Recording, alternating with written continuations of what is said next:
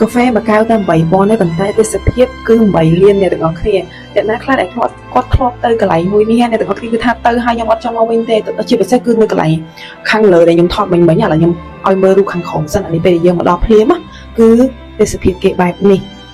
តែម្ដងគឺស្អាតមែនតើមកជារៀងមានភ្នំមកជារៀងមានមេឃអញ្ចឹងយើងចង់បានខាងណាក៏បានដូចគ្នាហើយអីដែលសំខាន់គឺតម្លៃកាហ្វេធូរមែនតើគឺគេហៅថាតម្លៃនៃការចូលលេងកម្សាន្តហ្នឹងគឺម្នាក់$2តែគេឲ្យសបុតយើងមួយសម្រាប់ការធ្វើការដូរយកជាទ្រីងវិញហើយកាហ្វេក៏អត់ថ្លៃដែរកាហ្វេមួយកែវ8,000ហើយទេសភាពបែបនេះអ្នកទាំងអស់គ្នាគិតថាថ្លៃ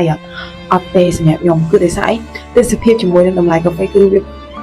គឺថាអត់អាចប្រៀបផ្ទឹមគ្នាបានតែម្ដងអញ្ចឹងចង់ដឹងថាមានពីណាគេខ្លះតបទៅលេងកន្លែងហ្នឹងហើយដែលសំខាន់ខ្ញុំធ្លាប់ឃើញគេ review អត់ដែលបានឃើញនៅអាកន្លែងខ្ពស់ដែលខ្ញុំកំពុងថតនេះទេឬមួយគេធ្លាប់ផុសហើយតែខ្ញុំអត់ឃើញខ្ញុំអត់ដឹងទេណាប៉ុន្តែមុនទៅខ្ញុំមើលដូចគ្នាដែរប៉ុន្តែអត់ឃើញកន្លែងហ្នឹងតែពេលដែលមកដល់បានឃើញកន្លែងនេះមានអារម្មណ៍ថា